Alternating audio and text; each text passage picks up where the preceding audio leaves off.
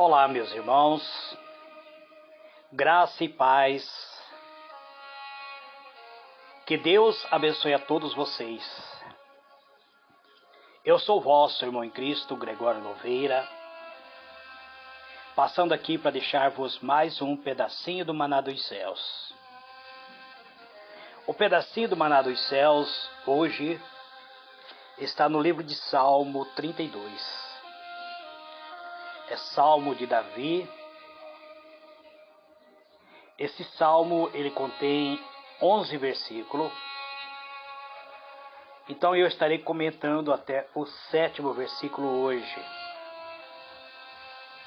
Esse salmo fala sobre a felicidade do homem perdoado. É uma exaltação ao arrependimento. Davi diz assim: bem-aventurado é aquele cuja transgressão é perdoado e cujo pecado é coberto. Bem-aventurado o homem a quem o Senhor não imputa maldade e em cujo espírito não há engano.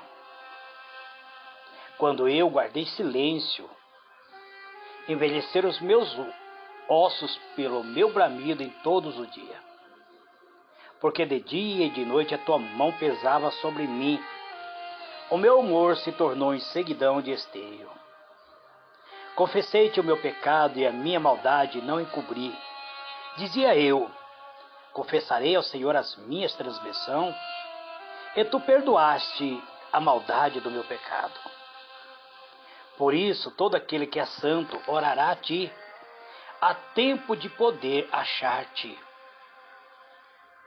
Até no transbordar de muitas águas, não lhe chegarão. Tu és o lugar em que me escondo. Tu me preserva da angústia. Tu me cinge de alegres cantos de livramento. Muito bem, amados. Eu li na Bíblia Almeida, Revista e Corrigida. Eu gostaria de ler também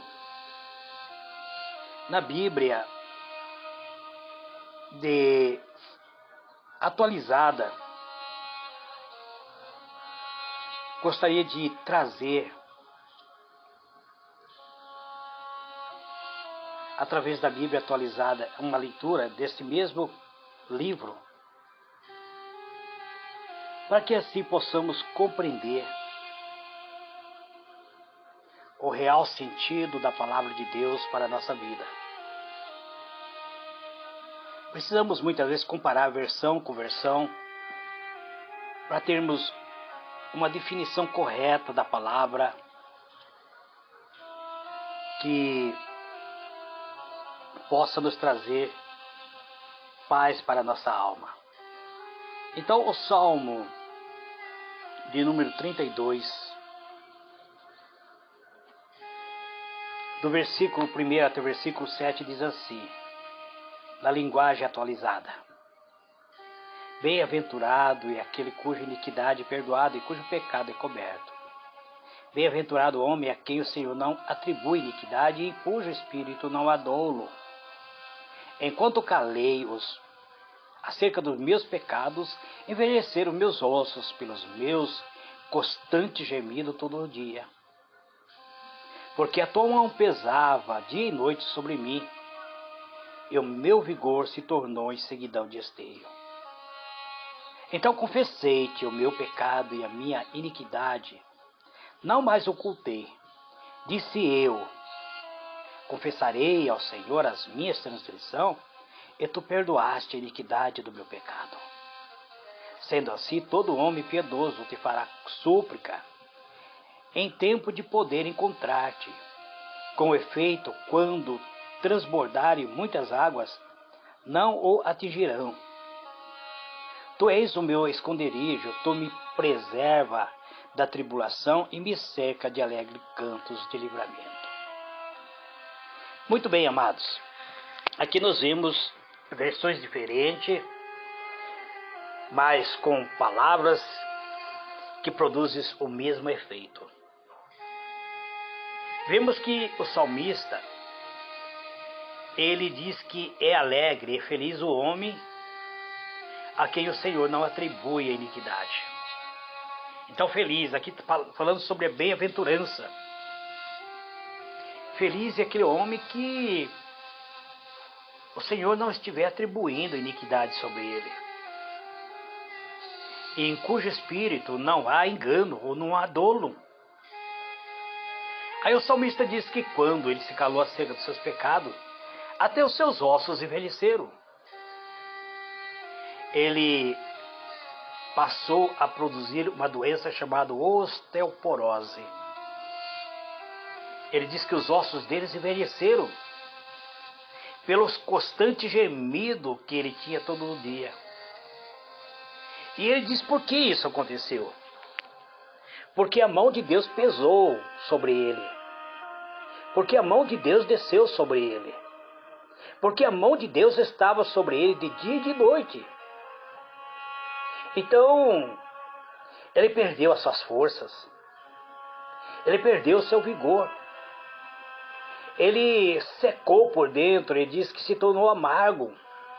Ele diz, o meu vigor se tornou em seguidão de esteio. Quer dizer, ele se tornou uma pessoa amargurada. Uma pessoa seca por dentro. Mas o que o salmista fez? Ele manteve-se no seu pecado.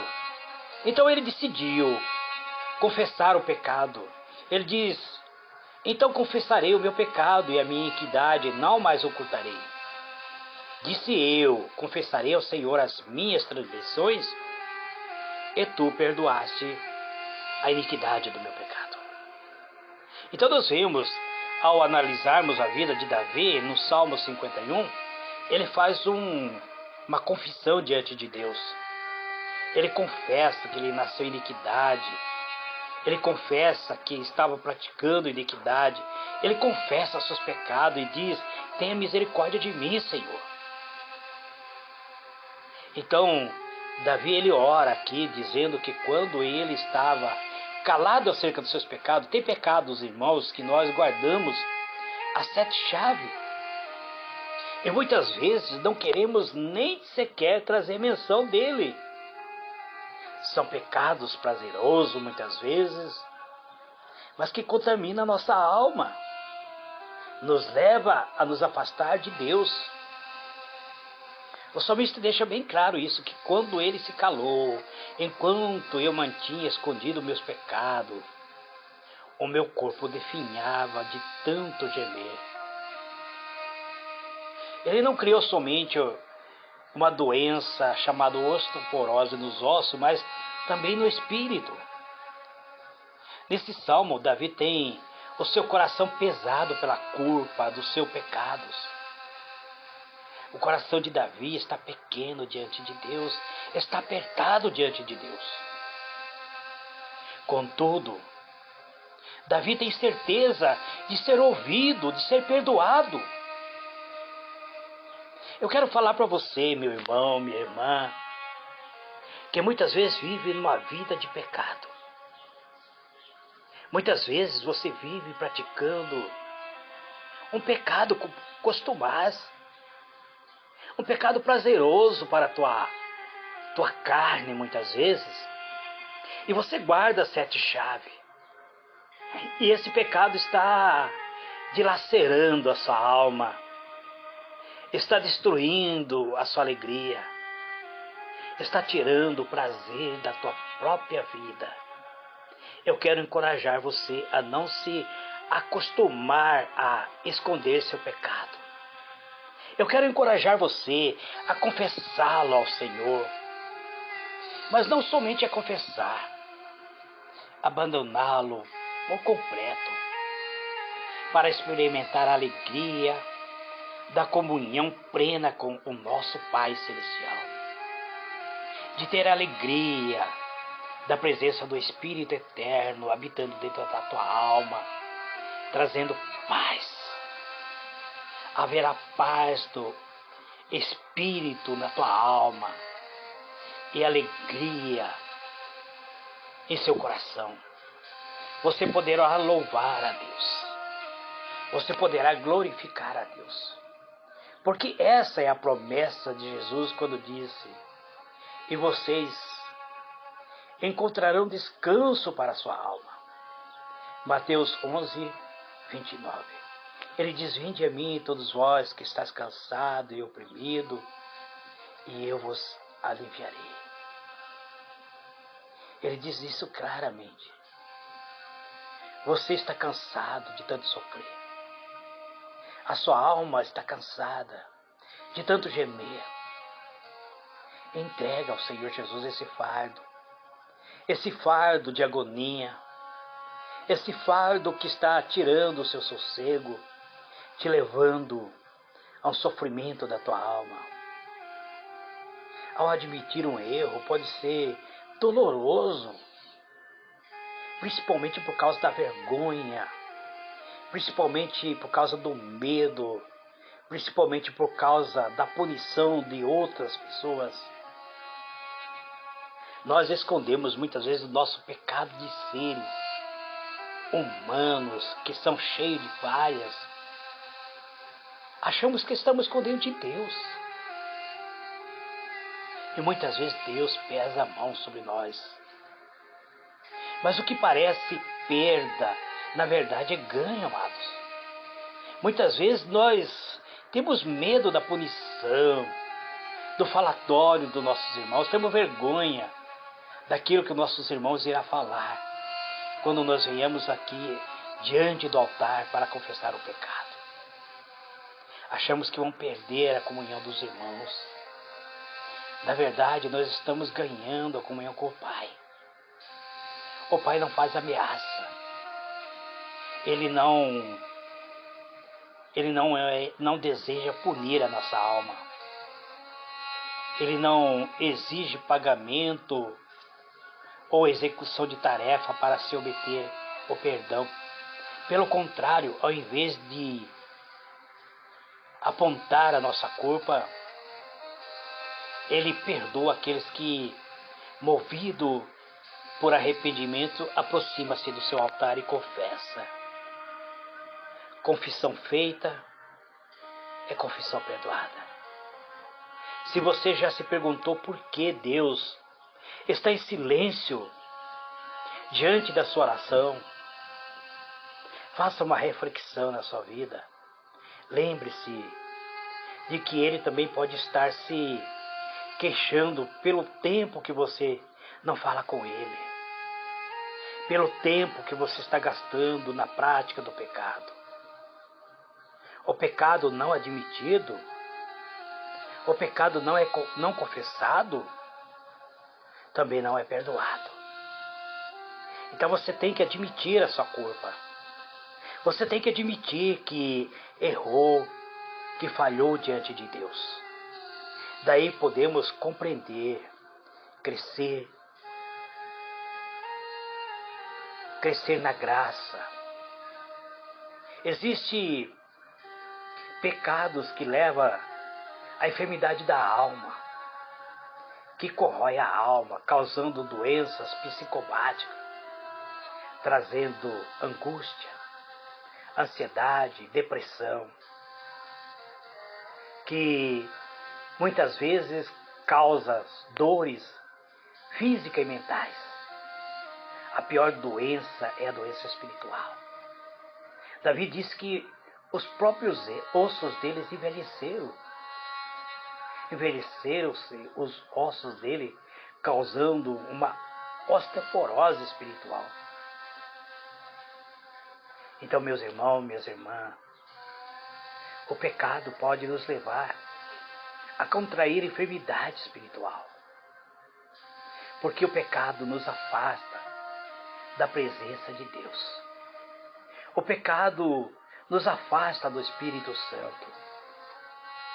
Quando o Espírito Santo se afasta, o espírito imundo ele vem e traz mais 7 espíritos pior do que ele. E o último estado desse homem se torna pior do que antes. Mas quando o Santo Espírito traz um arrependimento sincero, não existe tentativa de esconder ou encobrir o pecado. Porque o Espírito Santo traz dentro do nosso amágo, dentro da nossa alma, Ele abre os cadeados que está nos aprisionando e liberta-nos para a confissão. A confissão feita é o perdão vindo da parte de Deus. Confissão e perdão se realiza em perfeita sincronia. A confissão não se trata de pagamentos de promessas. Tem pessoas que dizem, eu vou fazer um voto, porque há muito tempo estou errando. Não adianta você fazer voto. Você tem que confessar. Você tem que se arrepender. Você tem que orar a Deus com sinceridade, falar para Deus, Senhor, eu errei, eu pequei, eu caí na tentação, eu cedi para a tentação, eu desejei praticar isso que está maculando a minha alma. Então, Deus não exige que você venha utilizar palavras vazias, mas palavras sinceras. Uma atitude que venha do seu coração. Ele espera que você venha reconhecer que realmente é um pecador e que é passível, inclusive, a punição, mas que você pede a misericórdia. O pecado esconde você de Deus. Ele afasta você de Deus. Mas quando há confissão, então aí há comunhão. A comunhão é restabelecida e passamos a desfrutar da plenitude, da proteção e do cuidado do Pai. Lembre que se você está perturbado pela culpa que está destruindo essa tua alegria, que pode estar destruindo a tua alma, que está te afastando da presença de Deus, então você precisa não fazer apenas uma oração, mas abandonar essa prática do pecado, arrepender-se desse pecado, abandonar por completo esse pecado e desfrutar da plena comunhão de Deus. O único que pode trazer alegria para a tua alma é quando você se arrepende, quando você confessa a Deus que você falhou, que você errou, que você caiu, que você foi seduzido pela tentação. E aí você vai desfrutar da comunhão novamente com Deus. Que Deus vos abençoe, amados. Fique na paz do Senhor Jesus.